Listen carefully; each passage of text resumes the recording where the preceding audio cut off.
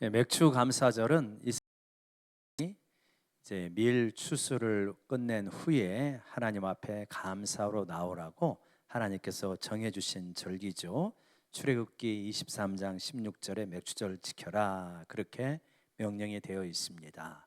이제 우리는 밀농사를 짓지를 않고 이제 예전에 보리 농사를 지었잖아요. 그래갖고 6월 말 정도에 추수를 하게 되어지는데, 그래서 그 맥주절을 지켜라고 하는 것을 우리에게 적용해 가지고 맥주 감사절로 7월 첫째 주에 보내게 되어집니다.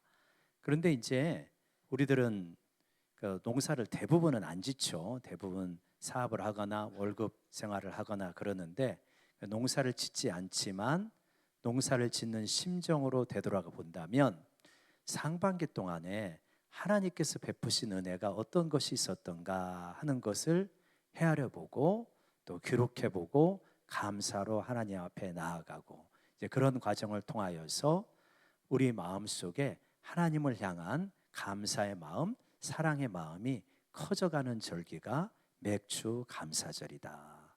그래서 여러분, 우리에게 감사를 할 수 있는 좋은 계기가 될 수 있는 맥주 감사절, 추수 감사절이 있다고 하는 것이 얼마나 고마운 일인지 모릅니다. 안 그러면 우리 감사 잊어버리고 살기가 굉장히 쉽잖아요. 그런데 감사절이 있어서 다시 한번, 맞아, 내가 지금 누리고 있는 것이 그냥 된 것이 아니라 하나님께서 베풀어 주시고 누군가의 많은 사랑과 섬김 속에서 내가 누리는 것이지, 이런 것들을 깨닫게 되어지니까 이 감사절이 있다는 것이 얼마나 고마운 일인가, 이런 생각을 우리가 하게 되어지죠. 오늘 맥주 감사절을 맞이해서 크게 오늘 말씀은 두 단락으로 나눠서, 앞에 단락은 감사에 대한 일반적인 접근 하나하고, 두 번째는 오늘 본문에서 말씀하시는 이러한 추수의 감사에 대해서 살펴보고자 합니다.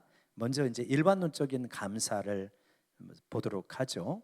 감사라고 하는 것이 뭐냐? 감사의 정의가 무엇이냐라고 한다면 일반론적입니다. 또 하나님을 지금 생각하지 않고 일반적인 우리의 삶 속에서 이야기하는 거예요. 자신에게 베풀어 준 다른 사람의 수고와 배려를 인식하고 그 고마움을 느끼는 능력이 감사다. 뭐라고요? 그러니까 다른 사람이 자신에게 베풀어 준 수고가 있어요. 배려가 있어요. 그것을 인식하고 고마움을 느끼는 것입니다. 이 감사는 두 가지 감정을 동반하게 되어지는데, 두 가지를 동반하게 되는데, 하나는 기쁨이요, 하나는 칭찬이다. 기쁨이라고 하는 것은 무엇입니까? 나에게 누군가가 호의를 베풀어 줬잖아요. 그래서 내 행복이 증진이 되었습니다. 그러니까 기뻐하는 거죠. 그러니까 하나님 감사합니다, 당신에게 감사합니다 하면서 하나도 기쁨이 없다면 그거는 감사가 약한 것이다, 이렇게 볼 수 있겠죠. 감사한다면 기쁨이 동반되어지고, 감사한다면 또 뭐가 동반되어지냐? 칭찬. 나에게 호의와 선의를 베푼 사람을 높여드리는 그러한 칭찬이 동반되어진다. 그러니까 우리가 하나님 앞에 감사로 나아갈 때도 당연히 기쁨이 있고 하나님을 찬양하는 것이 동반되어지는 것이 정상적이다, 이렇게 봐야 되겠죠. 감사를 잘하는 그러한 성격을 가지고 있는 좋은 분들이 있죠. 아주 귀한 성품입니다. 그런가 하면 불평과 원망이 많은 그러한 안타까운 그러한 또 성품이 있을 수도 있는데, 우리가 이제 자꾸 그러한 성품을 개발해 가야 되겠죠. 감사를 잘하는 사람들은 어떤 특징을 가지고 있느냐? 이런 특징들을 가지고 있다고 합니다. 보면 첫 번째로 보면 살아있는 하루하루에 대해서 감사함을 느낀다. 그래서 하루하루가 내가 이렇게 살아가고 있다는 것에 대해서 아침 저녁으로 감사함을 고백하고 느끼는 경우들이 있는 것이죠. 두 번째로는 우리 한번 같이 읽어볼까요? 시작. 다른 이들의 수고로 나의 삶이 얼마나 수월해졌는지를 자주 생각한다. 그러니까 다른 이의 수고로 내 삶이 수월해졌잖아요. 얼마나 감사합니까? 그런 것들이 되게 많죠. 우리 주부들의 경우에는 아마 그런 부분을 자주 생각하시지 않을까. 옛날에 불 때 가지고 밥을 했던 적이 있잖아요. 예. 풀무 돌려가지고 밥을 해보신 적도 저희 세대는 있어요. 그죠? 저도 어렸을 때 이거 좋아해가지고 막 돌리고 그랬는데 풀무불 돌려가지고 밥 해 먹고 그랬단 말이에요. 근데 지금 그냥 전기 코드로 하고 세탁기도 되게 도움이 되고 청소기도 되게 수월해졌죠. 상대적으로 시간이 많이 확보할 수 있는 거 왜 그렇습니까? 다른 이의 수고로 말미암아 내 삶이 수월해졌기 때문에 그런 것들이 굉장히 많으실 겁니다. 또 오늘 우리가 예배를 편하게 드릴 수 있는 것들도 다른 분들이 많이 섬겨서 이렇게 되어지지 않겠습니까? 쾌적한 환경에서 예배를 드리는 것은 어제 누군가가 여기서 청소를 깨끗이 했기 때문이고, 또 영상이라든가 PPT가 돌아갈 수 있는 것은 방송실에서 수고를 해주시기 때문이고, 온도를 쾌적하게 맞추는 것도 또 저분들이 수고를 해주시기 때문에 우리들이 이렇게 수월하게 예배를 드릴 수 있다. 그러니까 생각해 보면 참 이렇게 내 삶이 수월해진 곳에 많은 분들의 수고가 있구나, 이거를 생각하면서 감사하게 되는 거죠. 세 번째로는 이런 특징이 있다고 해요. 우리가 좀 다 이렇게 느꼈으면 좋겠습니다. 우리 PPT 보여주시면 우리 같이 한번 읽어볼까요? 시작. 삶은 짐이라기보다는 선물이다.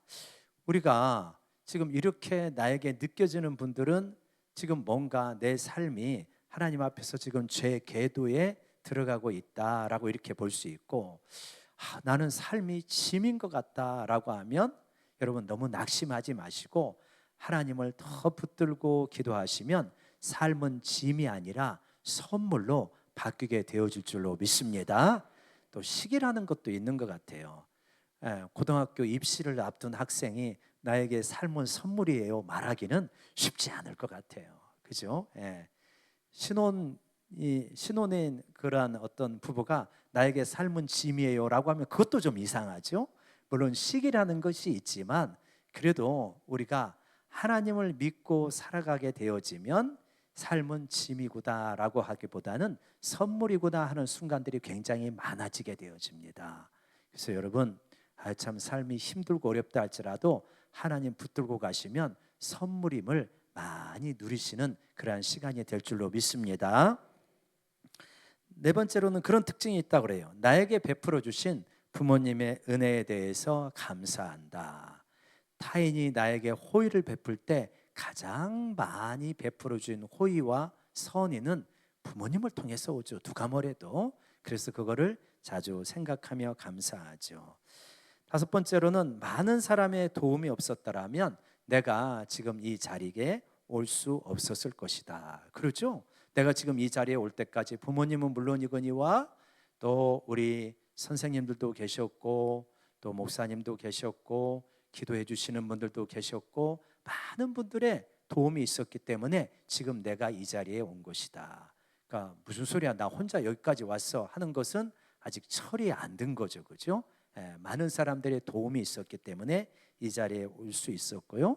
마지막으로 감사를 잘하는 사람들은 나쁜 일 속에서도 감사한 요소가 있다는 것을 찾고 감사하는 법을 배워간다고 합니다. 여러분, 이러한 감사와 반대가 되는 진영에 어떤 것들이 있을까요? 감사와 반대가 되는 이 개념에는 어떤 것들이 있겠습니까? 배은망덕이 있다 그래요. 은혜를 배신하고 덕을 잊어버리는 거죠. 배은망덕. 그리고 무례함, 특권의식. 내가 지금 누리는 것은 너무 당연한 거야, 왜 더 안 주는 거야? 이런 특권의식은 감사하고 반대편에 있다, 이렇게 말을 합니다. 안타깝지만 우리 속담에 이런 말이 있습니다. 은혜는 물 위에 새기고 원한은 돌 위에 새긴다. 이 반대로 돼야 되잖아요. 근데 은혜는 그때는 너무 감사해가지고 막 좋아가지고 어쩔 줄 모르지만 시간이 지나면서 그냥 어디로 갔는지 싹 사라져버려요.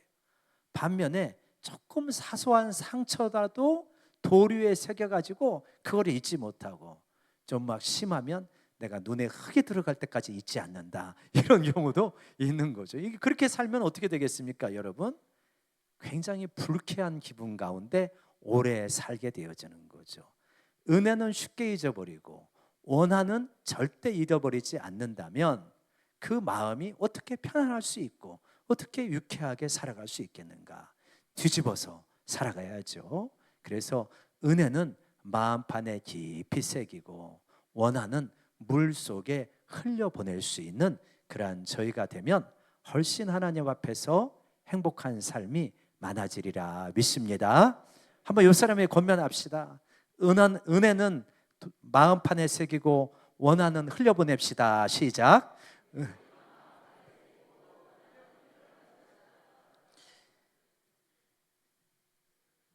일반론적으로 감사일기를 쓰는 믿지 않는 분들도 많이 있잖아요. 감사일기를 쓰는 사람들을 조사해서 이렇게 연구를 해보니까 어떻게 하냐면 이런 사람들이 운동도 더 많이 하고 건강 상태도 좋고 삶에 대해서 더 만족스러워하고 미래에 대해서 낙관적이었다 이렇게 말합니다. 그러니까 감사일기를 매일 쓰면 좋지만 매일 안 쓰더라도 이렇게 일주일에 몇 번이라도 이렇게 써보시는 게 굉장히 좋습니다. 그러면은 참 이렇게 어제를 생각하고 오늘을 생각하면서 하나님께서 이러한 축복을 주셨구나 하는 것들을 느낄 수가 있어요. 청소년들도 감사일기를 쓰게 하고 조사를 해보면 좀 더 삶의 만족도가 높아지고 집중력도 좋아지고 좀 더 이타적으로 바뀐다 그래요. 그리고 미래에 대한 낙관성도 좋아진다고 합니다. 그러니까 미래에 대해서 낙관적으로 바라보는 것이 굉장히 중요합니다. 비관적으로 바라보면 되게 인생이 고달파지거든요. 분명히 좋은 일이 있을 거야. 이렇게 낙관적으로 하는데 뭐냐? 어디서부터 나온다? 감사일기를 쓰는 데서부터, 감사하는 데서부터 낙관성이 증진되어진다. 이렇게 보는 거죠.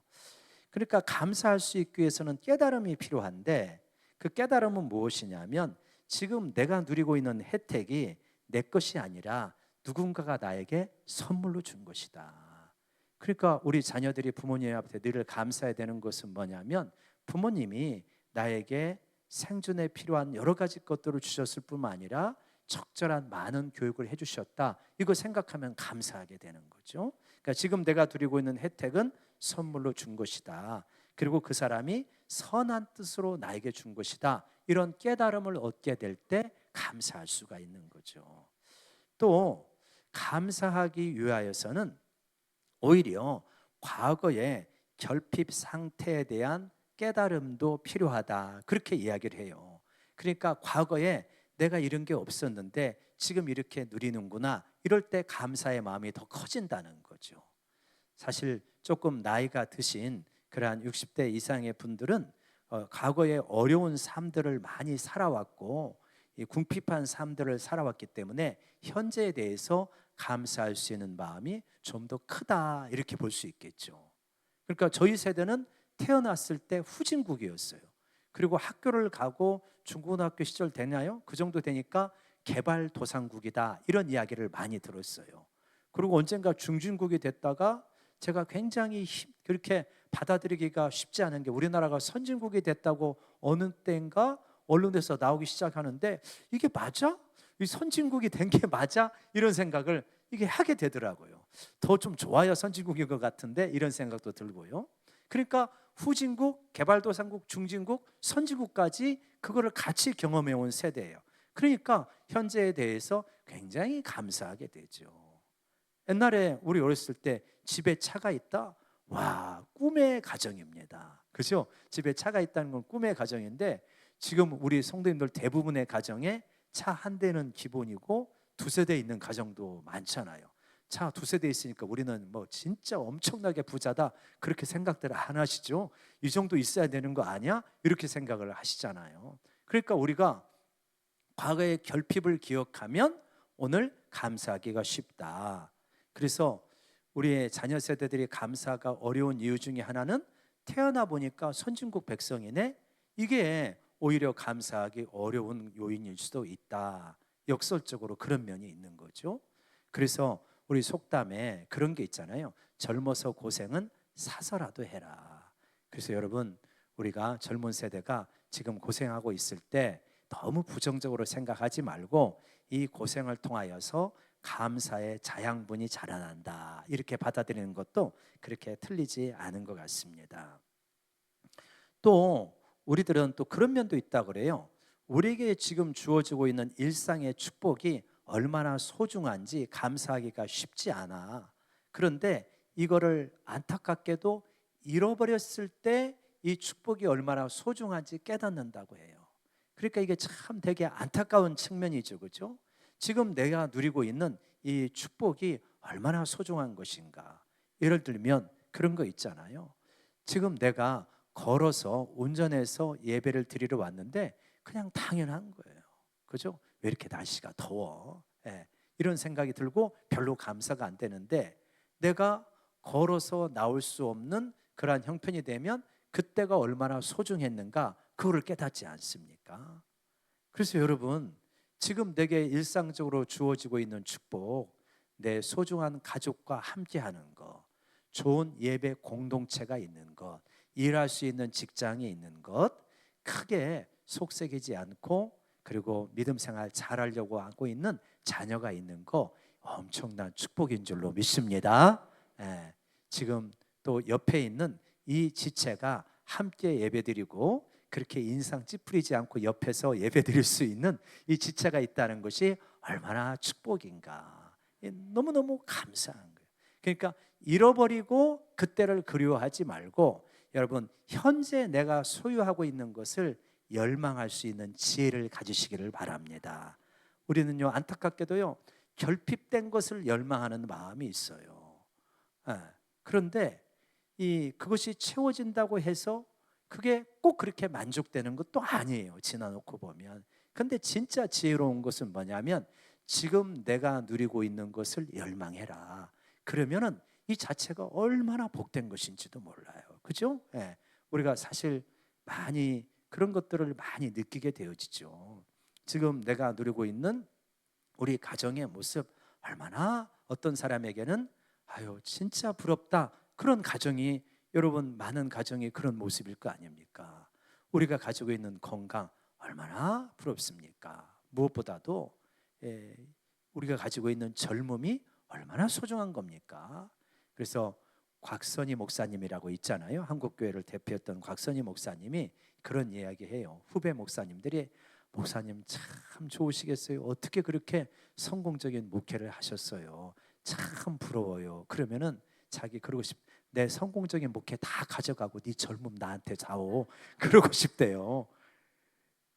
성공적인 목회했어도 나이가 드니 그게 뭔 소용이 있냐. 나는 네 젊음이 그렇게 부럽다. 이런 거잖아요. 예. 그래서 여러분, 지금 내가 가지고 있는 것을 열망하는 거 굉장한 축복입니다. 우리 옆 사람에게 다시 한번 다짐합시다. 지금 가지고 있는 것을 열망합시다. 여러분, 그래서 지금 가지고 있는 것을, 지금 가지고 있는 축복을 감사할 수 있는 마음은 굉장히 지혜로운 마음이고 행복에 이르는 길이다, 이렇게 할 수 있겠죠. 근데 왜 감사가 잘 안 되는가? 몇 가지 마음 때문에 감사가 잘 안 된다 그래요. 하나는 내가 피해자라고 하는 인식. 나 피해자야. 우리 부모님 나에게 해준 거 없어. 가정에서 받은 건 상처밖에 없어. 그러면 가족에 대해서 감사가 안 되는 거죠. 사실은 어린아이를 키워보면 이 말이 얼마나 잘못되었는지를 알잖아요. 엄청난 부모의 헌신 가운데 지금 내가 생존하고 있는 거거든요. 근데 내가 피해자라는 인식을 가지면 감사가 안 되죠. 교회 공동체에서 내가 피해를 받고 있다, 감사가 안 되죠. 많은 은혜를 받았음에도 피해를 받았다, 이렇게 생각할 수 있는 거죠. 피해의식, 또 특권의식, 이거는 내가 당연히 누려야 될 거야. 그러면 감사가 될 수 없죠. 혹시 그런 것이 없는지 한번 생각해 보셔요. 그래서 감사할 수 있는 사람은 어떤 사람이냐? 성숙한 사람이에요. 성숙하면 이거는 내가 당연히 누려야 될 게 아니라 선물이구나 라고 하는 인식이 되어지거든요. 그러니까 특권의식을 가지면 어디 가도 행복하기가 어려워요. 왜냐? 내 권리라고 주장을 하니까. 선물이라고 주장하는 것이 아니라. 근데 여러분, 어디를 가더라도 이것이 선물이라고 생각하면 얼마나 행복하겠습니까? 당연한 건데 왜 이것밖에 안 줘? 이면 불편한 거죠. 이런 것이 심해지면 불행해지겠죠. 그러니까 특권의식을 가지면 감사하기가 어렵다라고 하는 것이죠. 물질에 대한 과한 집착, 이거 가지고 안 돼, 더 가져야 돼, 더 가져야 돼 하면 어떻게 감사가 되겠습니까? 이어령 선생님이 그런 이야기를 했죠. 자기가 평생을 살아보니까 살아가는데 그렇게까지 많이 필요하지는 않더라. 우리 웬만큼 먹고 사는데 큰 지장 없거든요. 여러분 열심히 일하셔야 되겠지만 물질에 대해서 과하게 집착하지 아니하고 적절하게 누리며 살아갈 수 있기를 원합니다. 물질에 대해 과하게 집착하면 불평이 많아져요. 불만이 많아져요. 남편이 열심히 일해가지고 수입이 그렇게 다른 사람처럼 많지 않아도 그래도 우리가 먹고 사는 게 지장이 없다면 감사하는 분이 있는가 하면 남편이 가져오는 월급을 가지고 왜 이것밖에 안 가져와? 옆집은 훨씬 더 많이 가져오던데 그래가지고 불평을 하는 경우들이 있어요. 그러면 그 가정이 늘 먹구름이 끼는 거예요. 물질에 대한 과한 집착이 아니라 자족하는 마음이 감사를 가져오는 거죠. 반성이 없는 삶은 감사가 안 된다 그래요. 그러니까 내 삶을 생각해 보면서 반추해 보면서 하나님 주신 은혜, 주변에서 주신 은혜 이런 것들을 생각할 때 감사할 수 있지만 그런 것들을 하나도 생각하지 않고 그러면은 감사할 거리들이 없는 거죠. 자, 이런 것이 일반론적인 감사의 부분이다 이렇게 볼 수 있겠습니다. 오늘 읽었던 부분은 감사라고 하는 것이 우리가 주님께서 우리를 추수하는 데 굉장히 중요한 열매이구나라고 하는 것을 말씀하고 있는 것이 오늘의 말씀입니다. 우리가 읽었던 요한계시록 14장 14절부터 16절까지 보게 되어지면 예수님께서 구름 위에서 낫을 가지고 추수를 하셔요. 낫으로 옛날에 뱄잖아요. 그러니까 이거는 지금도 주님께서 큰 낫을 가지고 계신다 이렇게 생각하면 안 돼요. 일종의 비유 언어입니다. 낫으로 추수를 하시는 거죠. 예수님께서 낫으로 추수를 하시는데 언제 추수를 하면 15절 마지막 부분에 보면 그 천사가 외쳐 이르되 당신의 낫을 휘둘러 거두소서 땅의 곡식이 다 익어 거둘 때가 이르렀습니다 하니 그러니까 땅의 곡식이 다 익으니까 주님께서 거두시는 거예요. 종말론적인 심판과 구원의 장면입니다. 17절 이하에는 포도주의 심판을 말하고 여기는 낫을 거두어서 추수를 하시는 장면이에요. 그러니까 이걸 통해서 우리는 뭘 알 수 있냐면 하나님은 어떤 분이시냐? 추수하시는 분이시구나 라고 하는 걸 알 수 있습니다. 하나님은 심으시기도 하지만 우리 인생을 추수하시는 분이에요. 추수하시는 분, 우리 인생을 결산한다는 것을 기억하는 것이 우리로 하여금 삶을 잘 살아가게 합니다.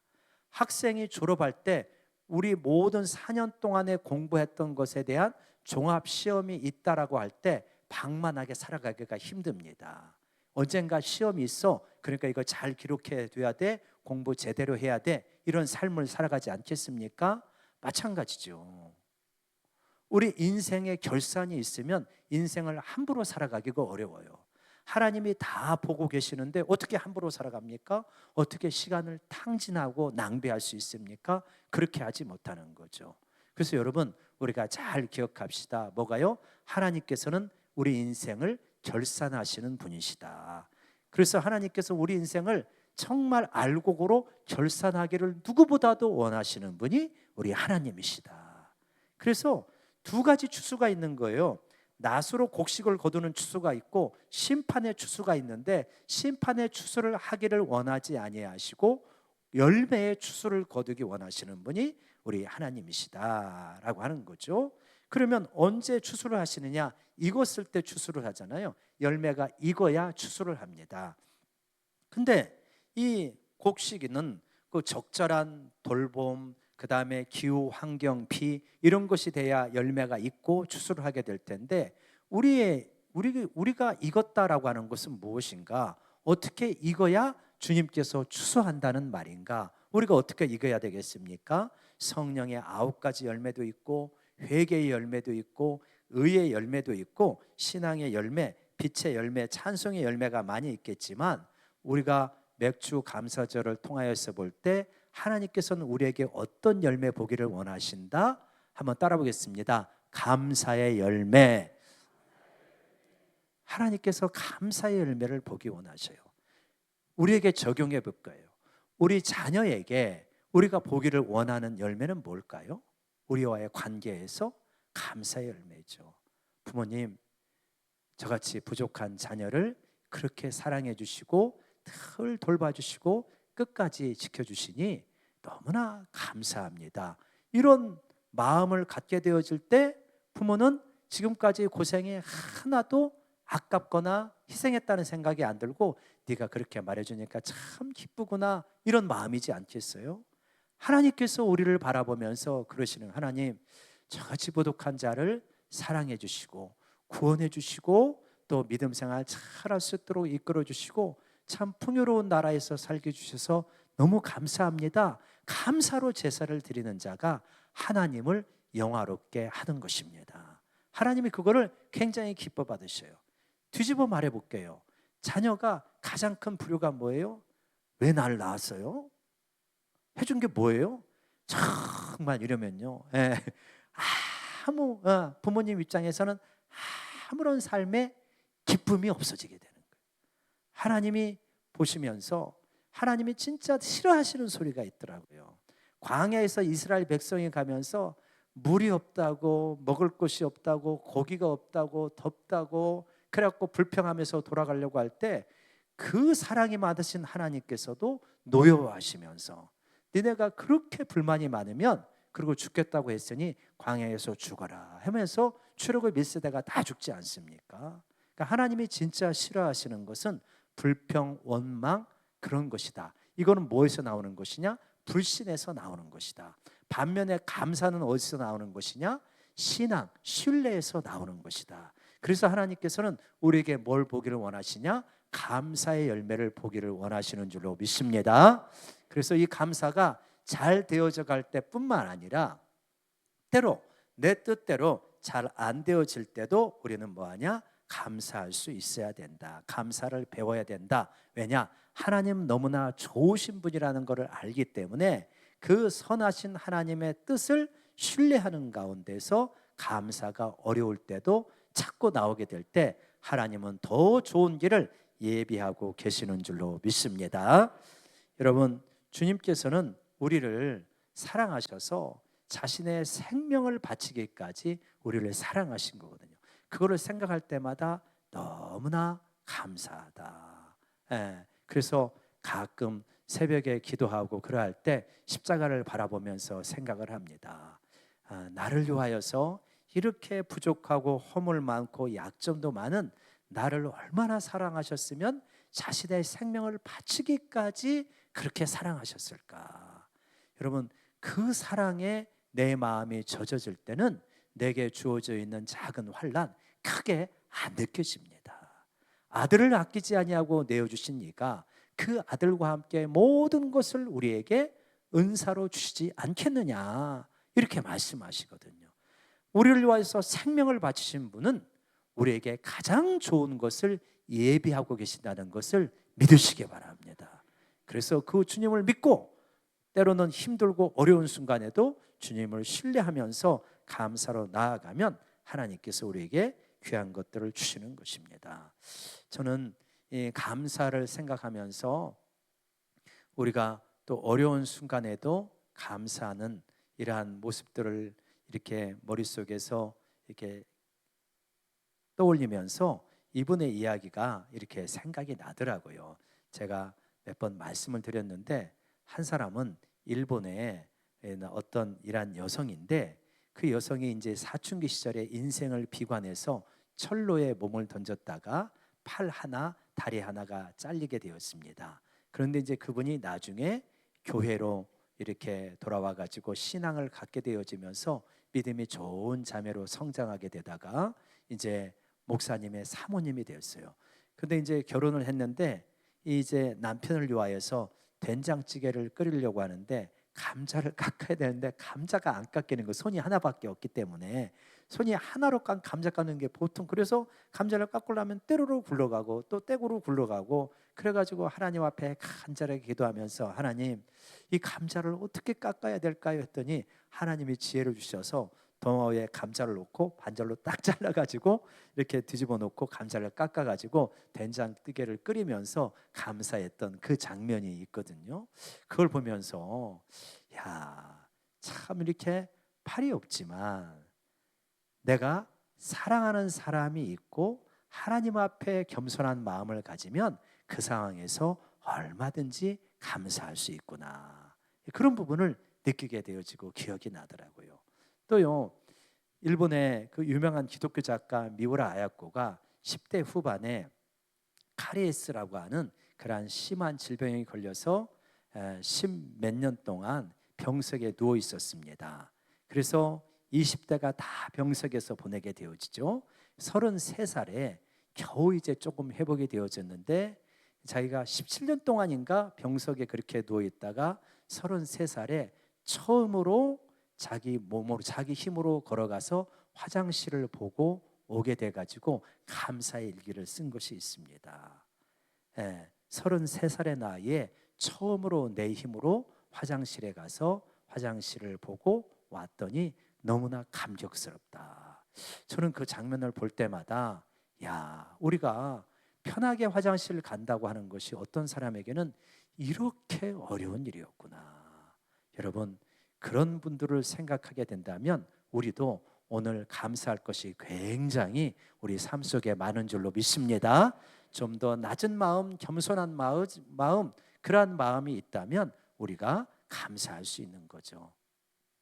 그러면 실제적으로 우리가 마지막으로 감사의 적용 어떻게 하면 좋을까요? 한번 이렇게 네 가지를 마무리하면서 설교를 정리하고자 합니다.